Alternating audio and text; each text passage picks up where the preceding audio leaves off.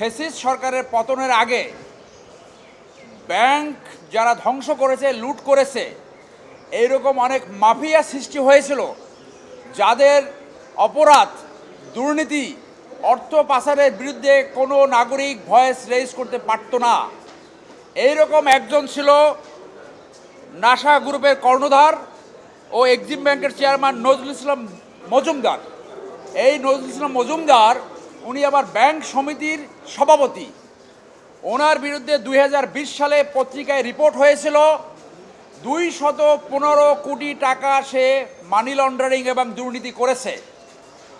সেই সময় আমরা বিভিন্নভাবে ভয়েস রেজ করেছি, কিন্তু কোনো ব্যবস্থা নিতে পারিনি। আমরা আশা করছিলাম দুর্নীতি দমন কমিশন পত্রিকার এই রিপোর্ট দেখে তার বিরুদ্ধে অনুসন্ধান লঞ্চ করবে।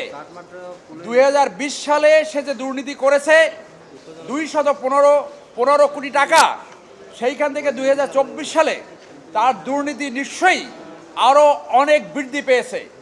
আমি আজকে জনস্বার্থে এবং দেশের স্বার্থে চেয়ারম্যান দুদক বরাবর তার এই দুর্নীতি এবং অর্থ পাচারের বিরুদ্ধে আবেদন করেছি।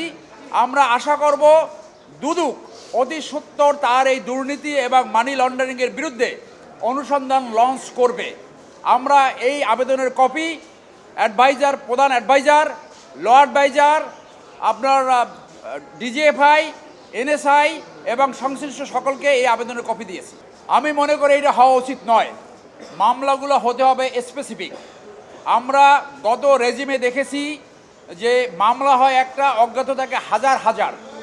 তাহলে অন 11-এর সময় যেটা আপনি বললেন, অথবা গত রেজিমের সময় যেটা হয়েছে, সেই একই ধারায় যদি মামলা হয়, সেটা মানুষের ভিতরে একটা ভালো সংবাদ পরিবেশন হবে না।